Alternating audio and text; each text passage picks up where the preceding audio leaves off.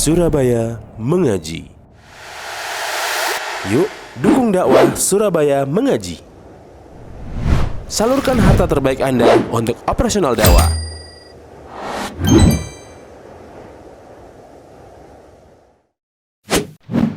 SM Store, amanah dalam muamalah. Bismillahirrahmanirrahim. Assalamualaikum warahmatullahi wabarakatuh. Alhamdulillahirabbil alamin wassalatu wassalamu ala asyrafil anbiya'i wal mursalin nabiyina Muhammadin wa ala alihi wa sahbihi ajma'in, amma ba'd. Naam ikhwani fillah rahimani wa rahimakumullah. Alhamdulillah, pada kesempatan yang mulia ini kita dipertemukan oleh Allah. Mudah-mudahan amal soleh yang telah kita lakukan pada Ramadan yang telah kita lalui semuanya diterima oleh Allah. Allah berikan pahala yang sempurna bagi kita semuanya. Dan mudah-mudahan ketaatan yang kita lakukan di bulan suci Ramadan berbekas dan memberikan pengaruh yang baik kepada kehidupan kita di bulan-bulan yang akan datang. Mudah-mudahan Allah Subhanahu wa taala memberikan keistiqomahan kepada kita dalam menuntut ilmu, mengamalkannya dan bertakwa dengan dasar ilmu yang kita pelajari. Amin ya rabbal alamin. Nah, kita lanjutkan kembali pembacaan kitab At-Tauhidul Muyassar yang kitab ini berbicara secara singkat mengenai pembahasan mengenai tauhid bagi yang mungkin baru ya. Jadi kitab Tauhid Al-Muyassar ini adalah kitab yang bisa kita katakan sebagai ringkasan di dalam pembahasan mengenai tauhid. Sehingga kita tidak menemukan pembahasan yang panjang lebar di dalam kitab ini. Kita hanya mendapatkan poin-poin utama di dalam pembahasan tiap bab-babnya berkenaan dengan perkara-perkara yang berkaitan dengan ketauhidan. Nah, sekarang kita masuk pada halaman 88. Kita akan membahas tentang satu bab yang berkaitan dengan at-tiyarah. At-tiyarah itu disebutkan di sini secara bahasa ma'khudhun minat tatayyur. Diambil dari kata at-tatayyur wa hiya tafa'ulu wat tasya'umu min syai'in ma. Diambil dari kata at-tatayyur, maknanya at-tafa'ul wat tasya'um. Jadi pesimis istilahnya merasa sial. Ya, merasa sial dari sesuatu apapun. Itu secara bahasa. Sehingga makna at-tiyarah itu seseorang merasa sial karena sesuatu hal. Sedangkan makna secara istilahan adalah tasya'umun yahdutsu natijata syai'in mar'iyyin aw masmu'in aw ma'lum. Tasya'um merasa sial yang terjadi karena hasil dari sesuatu yang dilihat atau didengar atau diketahui. Jadi ada orang itu misalnya dia melihat sesuatu, kemudian dia merasa dirinya akan tertimpa kesialan karena apa yang dia lihat. Atau dia akan merasa sial atas apa yang baru saja dia dengar. Atau sesuatu yang dia ketahui yang menjadikan dia merasa dirinya akan tertimpa kesialan. Itu namanya at-tiyarah atau at-tatayyur. Hukum tatayyur, hukum tatayyur ini adalah at-tatayyuru yunafit tauhid wa dzalika min wajhain. Tatayyur itu bisa meniadakan ketauhidan, dan yang demikian itu ada dua bentuk gitu ya, atau dua sisi. Jadi dua sisi yang menggambarkan bahwa tatayyur itu bisa menghilangkan atau meniadakan ketauhidan. Yang pertama adalah annal mutatayyir, orang yang merasa sial gitu ya. Qata'a tawakkulahu 'ala Allahi wa'tamada 'ala ghairillah. Dia telah memutus tawakalnya kepada Allah dan berpegang teguh pada sesuatu selain Allah. Jadi kalau dia merasa bahwa apa yang dia lihat atau apa yang dia dengar atau apa yang dia ketahui itu bisa mendatangkan kesialan, maka pada saat itu dia telah memutus ketawakalannya kepada Allah. Dan dikala kondisi itu dirasakan, pada waktu yang sama dia telah bersandar kepada selain Allah. Atau bisa dikatakan dia meyakini bahwa ada yang memberikan kesialan selain Allah Subhanahu wa taala, yaitu berupa apa yang dia lihat atau dia dengar atau dia ketahui. Kemudian yang kedua, annahu ta'allaqa bi amrin la haqiqatan laha. La haqiqatan lahu. Bahwasanya tatayyur itu berhubungan dengan perkara yang tidak ada hakikatnya. Tidak ada hakikatnya. Seperti misalnya gini, kita mungkin sering mengetahui di tengah masyarakat kita itu, apabila melihat, nek wong Jawa nek bilang itu, apabila melihat atau mendengar burung dares. Burung dares itu burung hantu. Nah, manuk dares. Kalau sekarang mungkin sudah tidak seberapa. Kalau dulu itu seperti itu. Saya teringat kisah ibu saya itu waktu itu sakit sangat parah. Dan pada saat sakit itu dokter menyarankan untuk tidak dibawa ke rumah sakit, tapi harus ibunya sendiri yang merawat. Karena kalau diserahkan kepada orang, maka perawatannya kurang maksimal. Karena sudah saking parahnya. Nah, nenek saya waktu itu mungkin karena masih terpengaruh dengan adatnya di kampung gitu ya. Ketika ibu saya itu sakit, ketika berada di ruang tamu, ya, tidur di ruang tamu, kalau dengar burung dares ini, burung hantu ini di depan gitu ya, atau burung gagak semacam itu langsung ibu saya itu digendong, ditaruh di kamar belakang. Ketika ditaruh di kamar belakang kok kedengaran burung-burung seperti itu, diangkat lagi, dibawa ke depan lagi, nah begitu. Alasannya apa? Alasannya khawatir dengan datangnya burung itu akan terjadi kesialan, yaitu meninggalnya ibu saya waktu itu. Nah, gitu. Nah, itu namanya tatoyur. Ya. Atau dengan sesuatu yang lain, misalnya angka 13.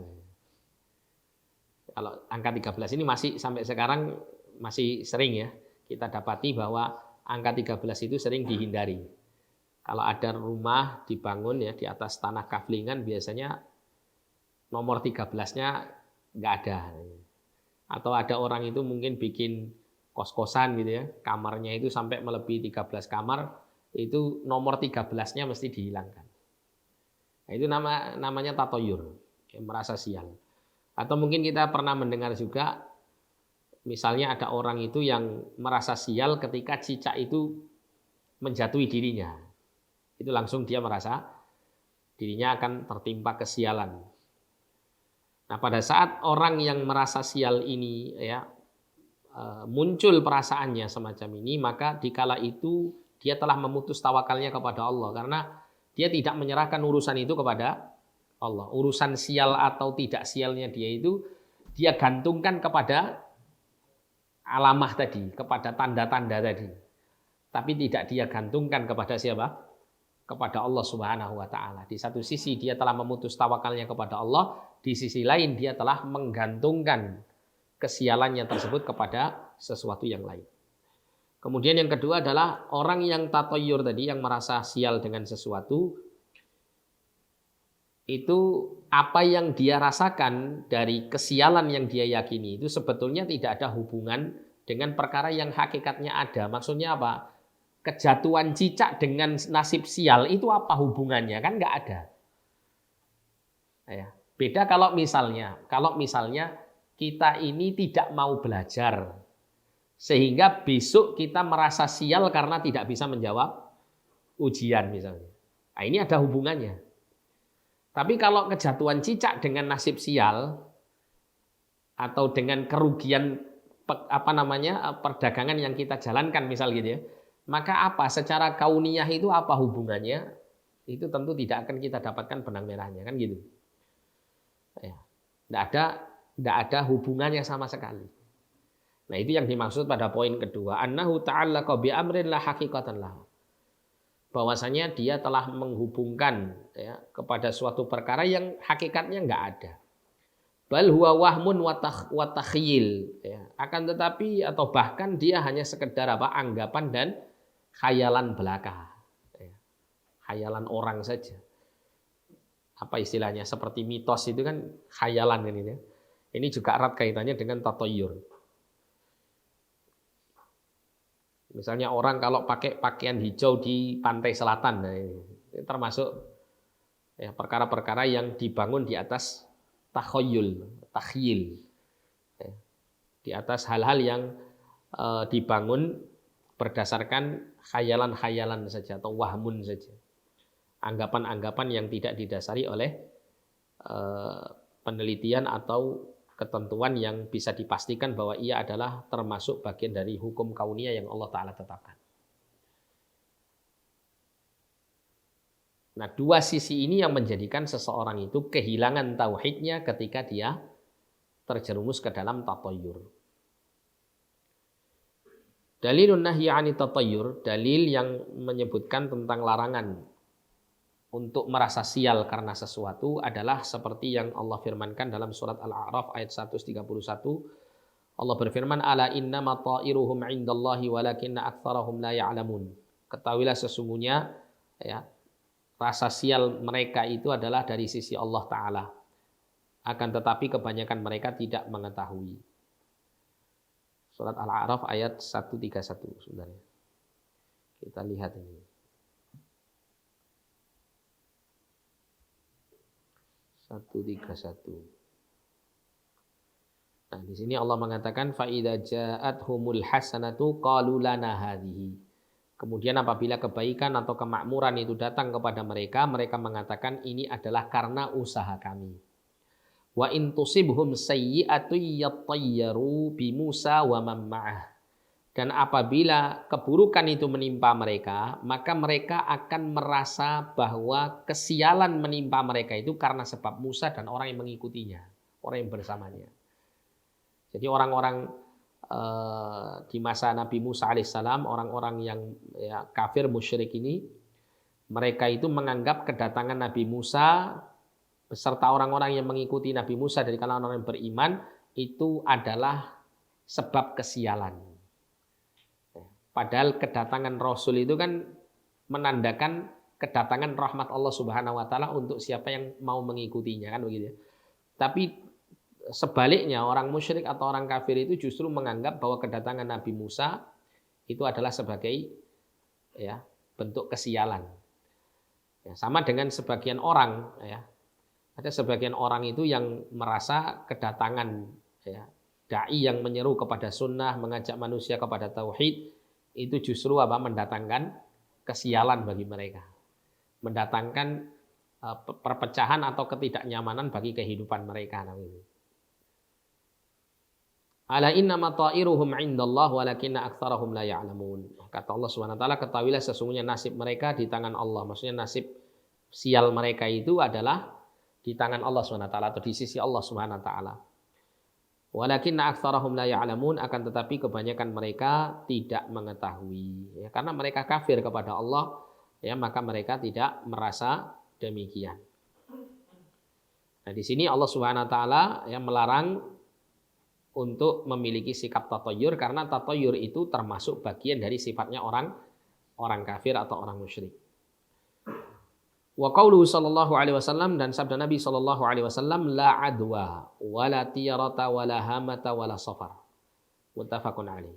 La adwa, apa adwa ini? Apa adwa? Saya minum Mas ya.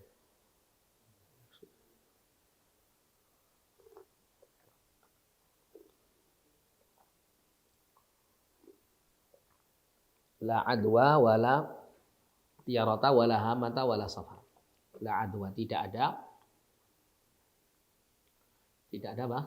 Sakit yang menular, penyakit menular. Maksudnya tidak ada penyakit menular itu bukan meniadakan adanya penyakit menular, tapi meniadakan keyakinan sebagian orang bahwa penyakit menular itu menular dengan sendirinya tanpa ada kuasa Allah di dalam menentukannya. Itu maksudnya demikian.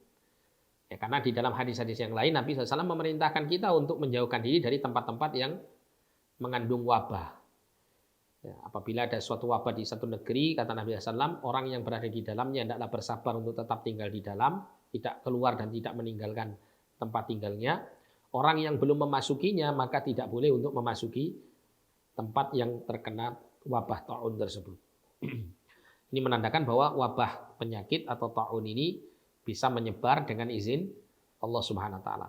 Tapi maksudnya adalah yang dimaksud la adwa di sini tidak ada penyakit menular yang biasa diyakini oleh orang-orang musyrikin bahwa penyakit itu menular dengan sendirinya. Bukan karena sebab apa? Ketentuan Allah Subhanahu wa taala dan kekuasaannya. Wala tiyarata, dan tidak pula merasa sial karena sesuatu. Wala hama bahama.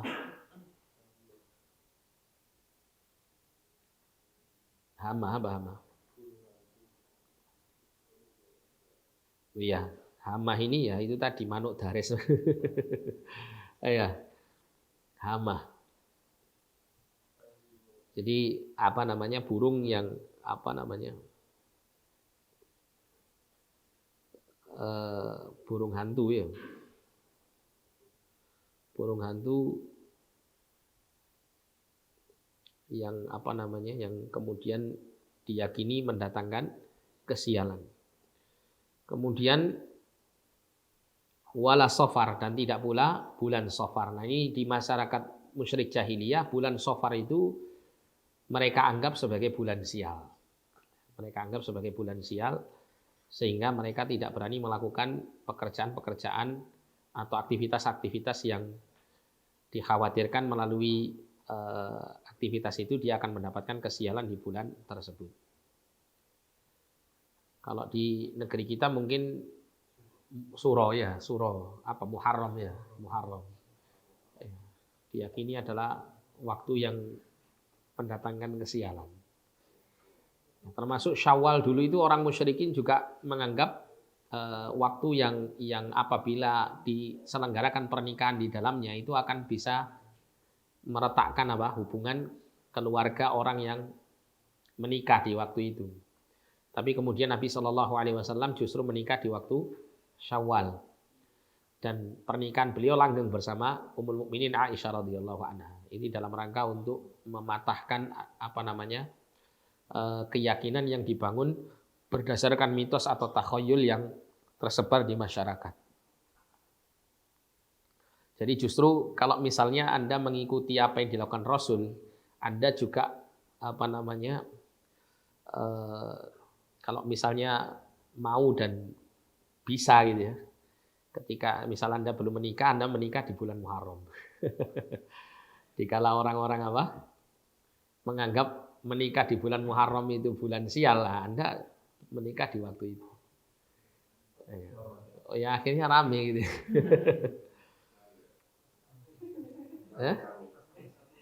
Pasangan satunya. Siapa pasangan satu? Antum mau nikah tanggal 1 dah? 1 Muharram. Bulannya pokoknya tanggal 1 ya.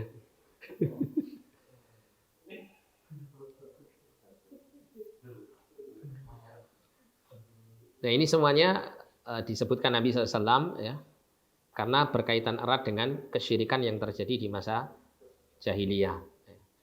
Nabi menyatakan bahwa semua itu tidak ada, hanya dibangun di atas prasangka atau takhyil ya, khayalan-khayalan semata.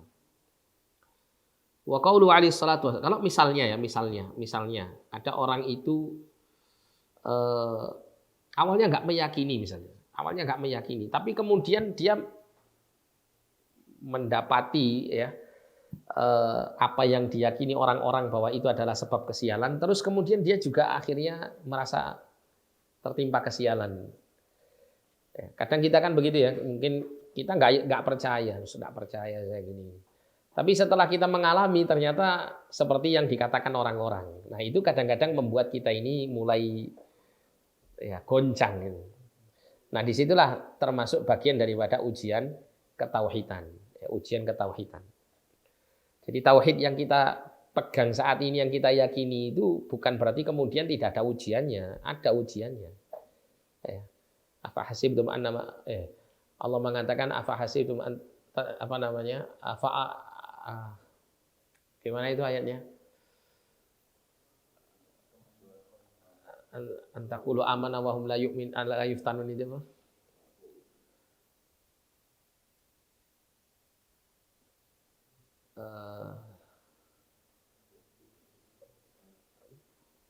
Apa kalian menyangka antaqulu amanna wa hum la yuftanun itu? Surat itu, surat apa? Ya hasiban nasu ayyutraku ayyaqulu amanna wa hum la yuftanun, kan gitu ya.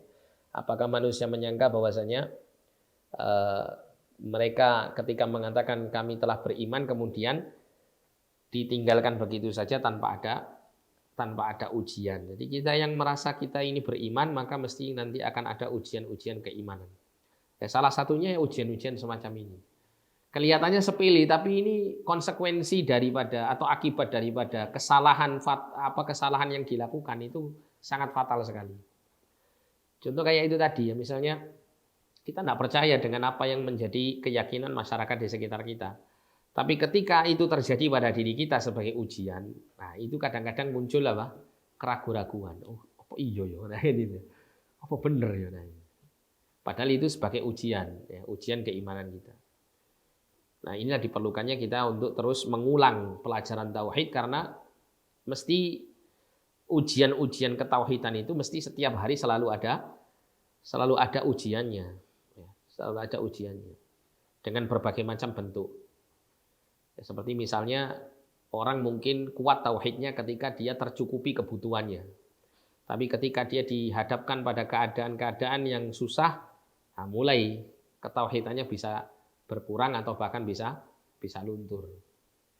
Nah, sehingga mempelajari tauhid itu harus terus diulang-ulang.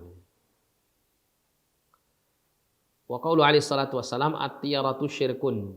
Ya, tiarah itu adalah kesyirikan. Tatayyur yang merasa sial karena sesuatu itu adalah bentuk kesyirikan.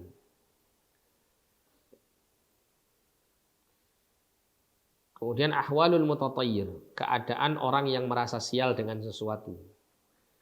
Dikatakan di sini la yakhlu min halaini, ya, tidak akan kosong dari dua hal atau dua keadaan. Jadi mesti kalau enggak dua-duanya ada atau paling tidak salah satu dari dua hal ini itu mesti ada dan menimpa pada diri orang yang merasa sial karena sesuatu.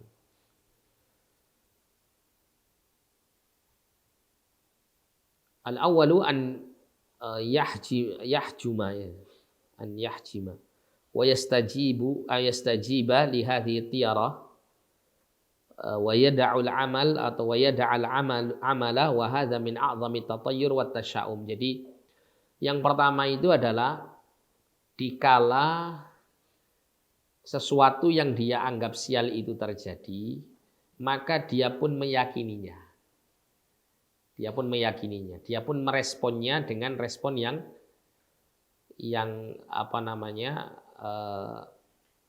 merespon sesuatu yang dianggap sial itu benar-benar bisa mendatangkan kesialan baginya.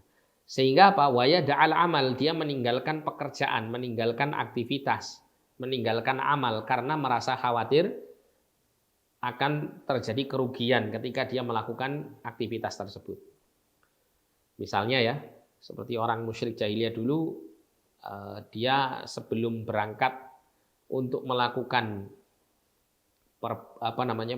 perdagangan di tempat yang jauh, untuk melakukan perjalanan ke negeri Syam atau ke negeri Yaman untuk berdagang, itu mereka akan membawa burung gitu ya, membawa burung yang kemudian burung itu dilepaskan kalau terbang ke depan atau ke kanan, bagian kanan, maka ini pertanda baik.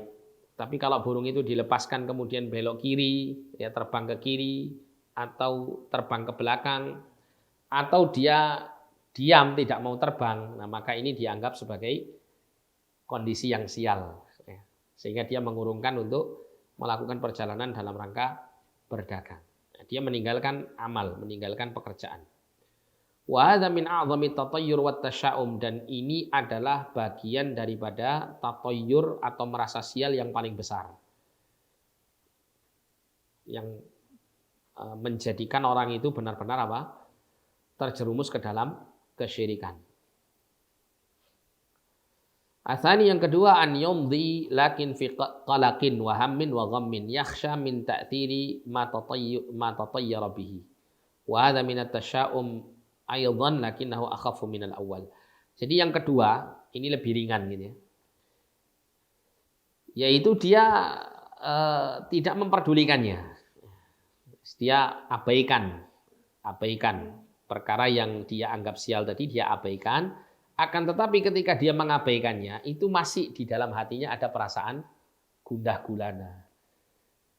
Masih ada perasaan-perasaan yang menggelayuti hatinya yang membuat dia merasa was-was, khawatir. Nah ini. Tapi dia berusaha untuk meninggalkannya, atau dia sudah menjauhkan anggapan sial itu dari benaknya. Tapi tetap dalam hatinya ada perasaan-perasaan takut, khawatir atau semacamnya, dan itu merupakan pengaruh daripada sesuatu yang dia anggap sial tersebut. Wa hadza minat tasya'um, maka ini juga termasuk merasa sial dengan sesuatu, akan tetapi lebih ringan daripada yang pertama. Dia tidak berusaha untuk memperdulikannya, tapi hatinya masih tetap merasa demikian. Wa kilal amrayni naqsun fit tauhid wa dhararun 'alal 'abid. Dua perkara yang disebutkan tadi itu adalah sesuatu yang bisa mengurangi kesempurnaan tauhid dan bisa membahayakan bagi seorang hamba. Membahayakan akidahnya. Jadi kalau semakin membesar ya perasaan merasa sial ini, maka akan mengantarkan kepada kesyirikan. Dawa'un liman waradatit tiyarah ala qalbihi. Nah, mungkin untuk yang pertama tadi ya, ini kita insya Allah selamat. Tapi untuk kondisi yang kedua belum tentu. Kadang karena saking kuatnya anggapan yang diyakini oleh orang-orang di sekitar kita, itu memberikan pengaruh kepada hati kita. Misalnya karena kita ini benar-benar berada di lingkungan yang seperti itu, sedikit banyak mesti terpengaruh hati kita. Tapi kita berusaha untuk menolaknya kan gitu ya. Tapi terkadang masih muncul, kita berusaha untuk memalingkan diri dari hal itu, tapi hati kita masih terkadang muncul perasaan khawatir, perasaan was-was. Nah, maka bagaimana untuk menghilangkannya? Disebutkan di sini obat bagi orang yang muncul merasa sial ini di dalam hatinya.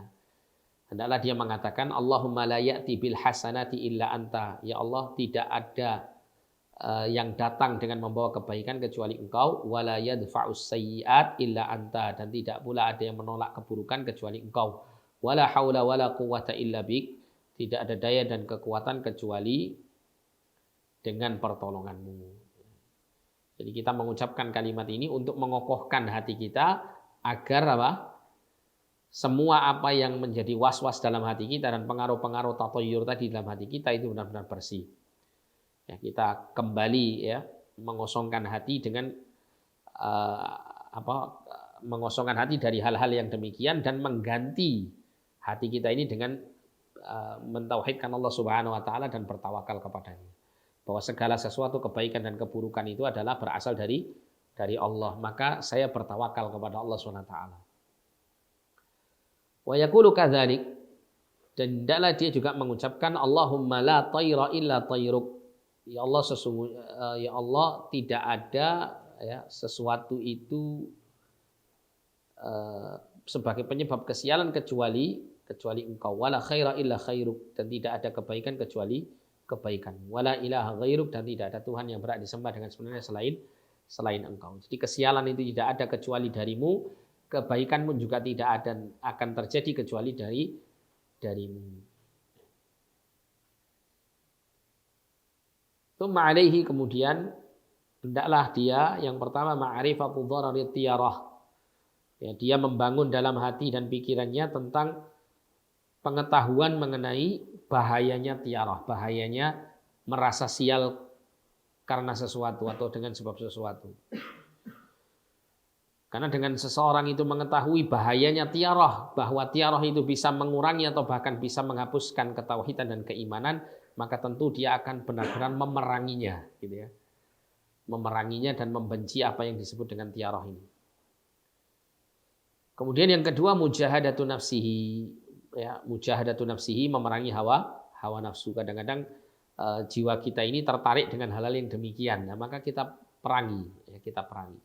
Termasuk juga kita menjauhkan diri dari hal-hal yang mengantarkan kita kepada hal yang demikian. Seperti misalnya mungkin kita sering bergaul dengan manusia yang memiliki keyakinan-keyakinan seperti ini. Nah, itu nanti akan melemahkan hati kita karena banyaknya ya tiaroh-tiaroh atau hal-hal yang semacam itu disampaikan kepada kita. Termasuk juga kita mencari komunitas atau lingkungan yang baik, lingkungan yang mentauhidkan Allah. Kemudian al-imanu biqadha'illahi wa qadarihi, mengimani takdir Allah Subhanahu wa taala bahwa segala sesuatu itu terjadi atau tidak terjadi karena ketentuan Allah, karena ketentuan Allah, tidak keluar dari ketentuan Allah segala sesuatu. Nah, dengan menguatkan keimanan kita kepada qadha dan qadar Allah, maka ya kita akan merasa tenang ya. Hal-hal yang kita anggap awalnya sebagai sebab kesialan itu sudah tidak lagi kita yakini.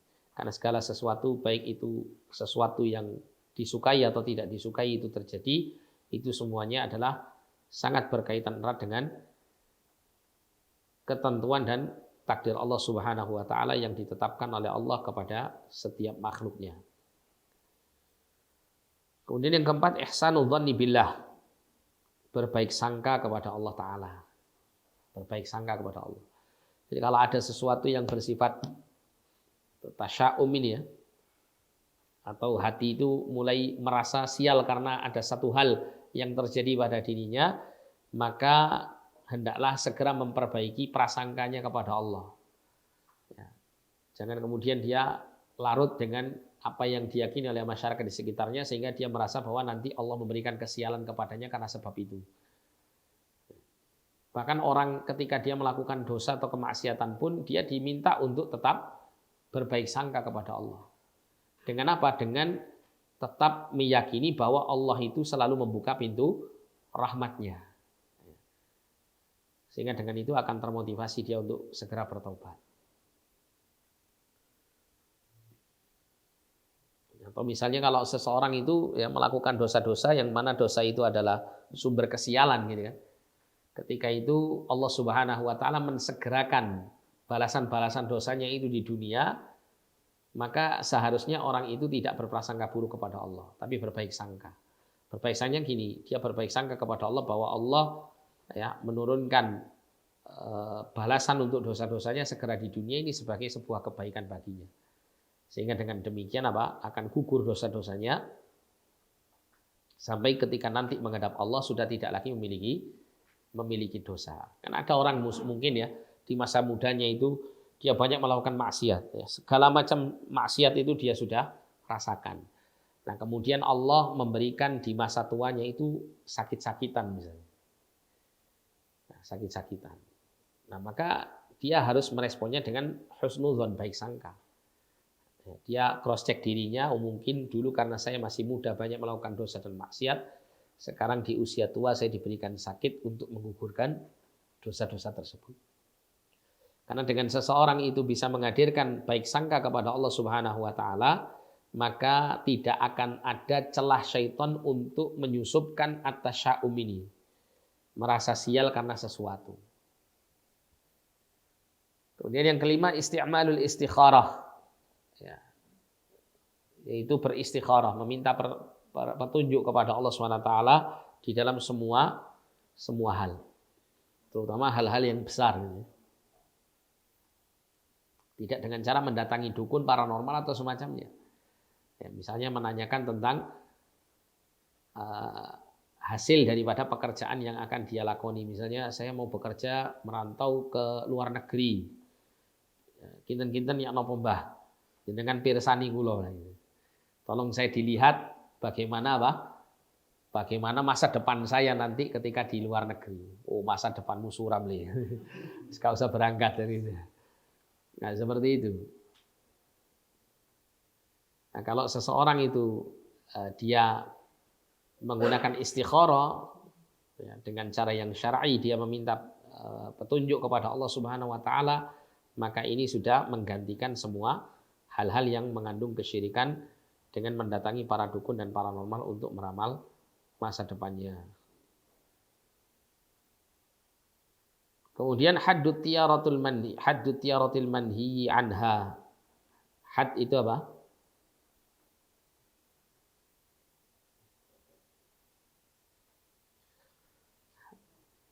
Had itu yang dimaksud di sini batasan, ya, batasan. At-tiyarah al-manhi anha, tiarah yang dilarang. Batasannya seperti apa?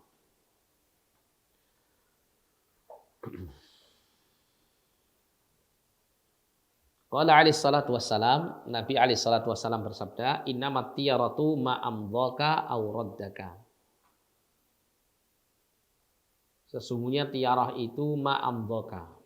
Apa artinya?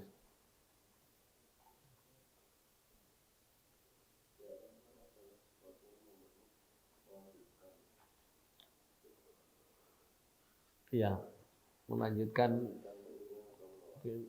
ma amdhaka aw raddaka. Atau menolak gitu ya. Jadi maksudnya di sini adalah sesungguhnya tiarah itu apa yang menjadikan apa ya, ma'amdhaka, yang menjadikan engkau melanjutkan sesuatu atau menjadikan engkau meninggalkan sesuatu. Ini batasannya. Batasannya maksudnya begini, kalau ada orang misalnya dia terpengaruh dengan sesuatu yang dia rasa sial ini. Ketika itu dia langsung meninggalkan perbuatan tersebut karena pengaruh daripada tiarah, maka dia sudah masuk dalam kategori melakukan tiarah atau al-mutathayyir tadi.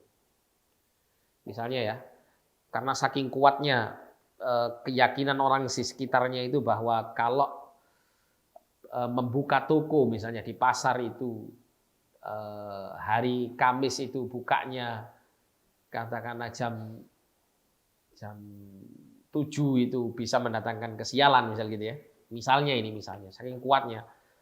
Maka kemudian dia pun ikut meninggalkannya. Meninggalkan membuka toko dengan jam 7 karena sebab itu. Nah, maka ini namanya dia sudah masuk kategori telah melakukan tiarah. Auraddaka atau ya, menjadikan engkau meninggalkan sesuatu, ya. Melakukan sesuatu atau meninggalkan sesuatu karena hal-hal yang dianggap sial tadi. Misalnya Anda meyakini bahwa kalau membuka toko di jam 9 di hari Senin misalnya, maka itu akan mendatangkan rezeki misalnya. Akan bisa terhindar dari bala dan kerugian misalnya.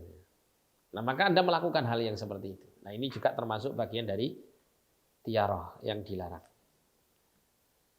Bisa dipahami ya?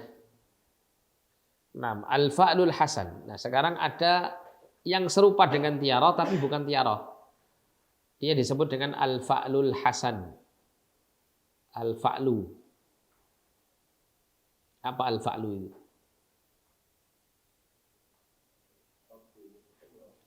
Iya, al-fa'lu itu merasa optimis. Karena mengandung adanya prasangka baik kepada Allah, itu al-fa'lul hasan ya. Optimisme yang baik. Dikatakan di sini maknanya adalah al-kalimatut thayyibatu yasma'uhal insanu fayastabshiru biha.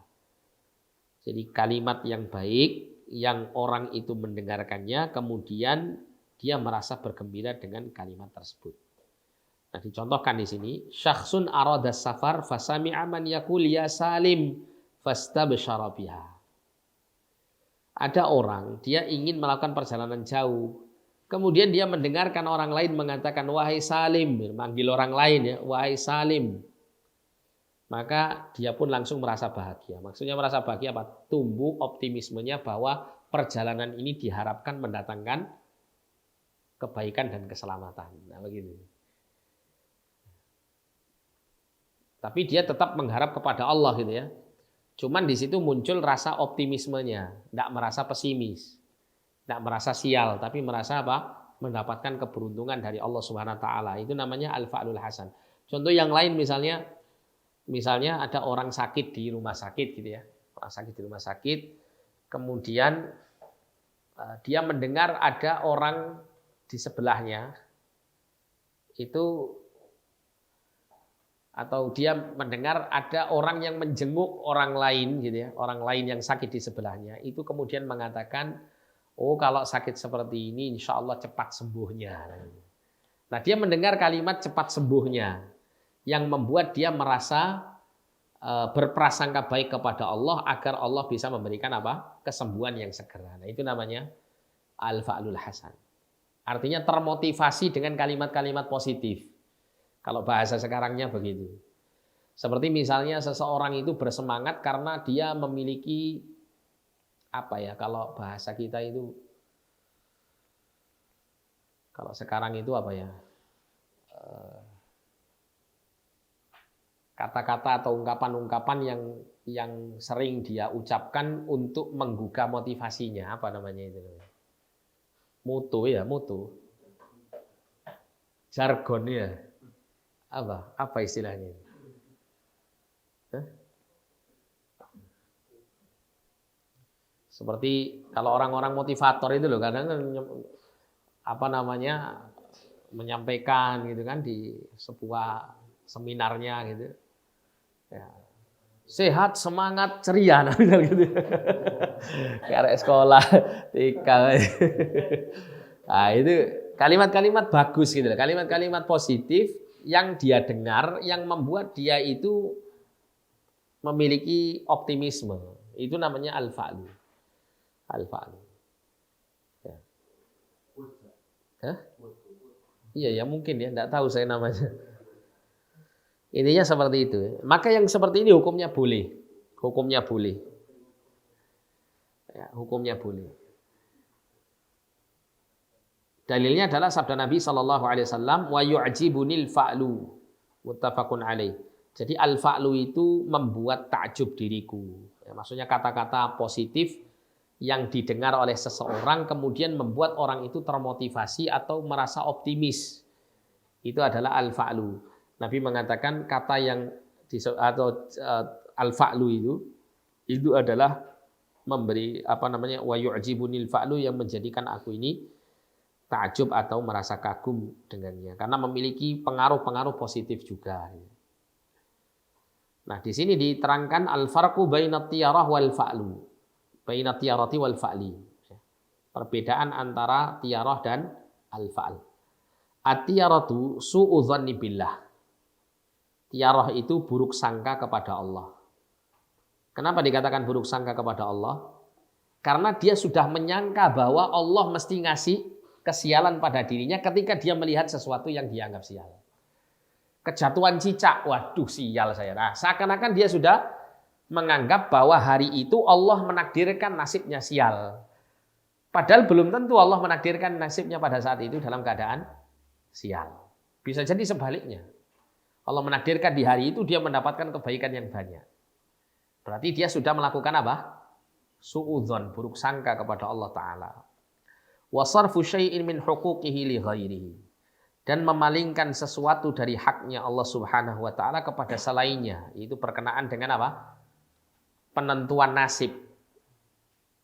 Yang menentukan nasib sial atau tidak sial, nasib baik atau sial itu kan Allah semata. Ya, tidak ada keterikatan atau turut campur berkenaan dengan sebab-sebab yang secara kauniyah memang tidak ada hubungannya dengan nasib sial seseorang, gitu ya. Tapi itu sudah dipalingkan kepada sebab tersebut. Seakan-akan dengan adanya sebab itulah nanti akan terjadi kesialan. Wa ta'alluqul qalbi bi makhluqin la yanfa'u wa la yadhur. Dan adanya ketergantungan hati kepada makhluk yang tidak bisa mendatangkan manfaat dan tidak pula mudarat. Seperti yang saya sebutkan tadi, bahwa sebab-sebab yang dianggap sial bagi seseorang atau yang dianggap menghasilkan kesialan bagi seseorang, itu menjadikan hati itu kemudian tergantung kepada sebab yang dia yakini sebagai mendatangkan kesialan tadi. Sehingga dia memutus ketawakalannya kepada Allah Subhanahu wa taala. Padahal sesuatu yang erat kaitannya dengan sebab-sebab tersebut yang mereka semuanya merupakan makhluk, itu secara mandiri tidak bisa memberikan manfaat dan tidak bisa mendatangkan kemudaratan. Nah, sedangkan al-fa'lu adalah husnudzanni billah, baik sangka kepada Allah.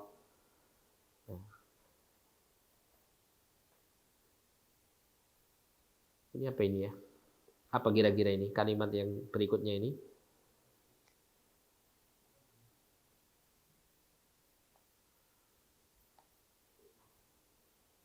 Apa kira-kira maknanya? Ada yang tahu?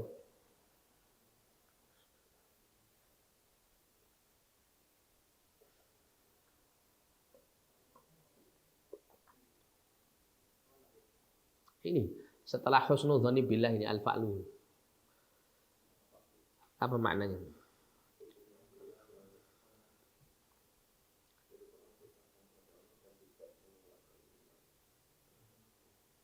Iya, la yarudda ya, rodda yaruddu, menolak. Anil hawaij, hawaij itu jamak untuk haja. Iya, tidak menolak daripada al hawaij, apa-apa yang dibutuhkan. Maksudnya apa di sini? Tahu enggak maksudnya?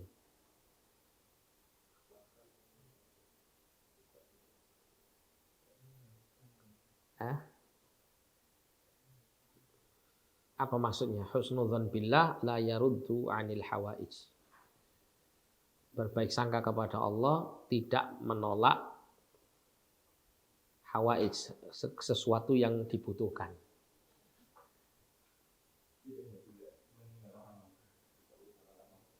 Tidak meninggalkan amal. Iya, betul. Husnudzan billah la yaruddu anil hawaij itu maknanya dia berbaik sangka kepada Allah dan dia tidak meninggalkan sesuatu yang dia butuhkan karena sebab adanya sesuatu yang dia yakini bahwa hal itu mendatangkan kesialan bagi dirinya. Ya, jadi al-fa'lu itu adalah menghasilkan optimisme, menghasilkan motivasi sehingga malah apa? Malah bersemangat untuk melakukan kebaikan. Seperti tadi orang sakit, terus kemudian misalnya dia mendengar di luar itu orang berbicara mengenai sehatnya kawannya misalnya. Wah, fulan telah sehat, sudah pulang dari rumah sakit. Kedengaran dia yang sakit itu langsung membuat dia berbaik sangka kepada Allah. Ya Allah, ya, mudah-mudahan ini pertanda kalau saya ini akan Kau berikan kesembuhan dari penyakit saya. Sehingga di situ akan mulai muncul apa? Semangatnya. Oh, fulan ini sudah pulang dari rumah sakit. Yang saya dengar fulan ini orangnya sakitnya sama dengan saya. Nah, sudah sembuh sakitnya, sudah pulang dari rumah sakit. Nah, saya juga harus termotivasi untuk segera sembuh dari penyakit. Nah, itu perbedaan antara al-fa'lu dengan ad-diyar. Nah, kalau tidak ada pertanyaan kita cukup sampai sini ya. Jazakallahu khairan barakallahu fikum. Kita tutup dengan doa kafaratul majlis. Subhanakallahumma bihamdika asyhadu an la ilaha illa anta astaghfiruka wa atubu ilaik. Wa sallallahu ala nabiyyina Muhammadin wa ala alihi wa sahbihi wasallam. Walhamdulillahi rabbil alamin. Wal afu minkum. Wassalamu alaikum warahmatullahi wabarakatuh.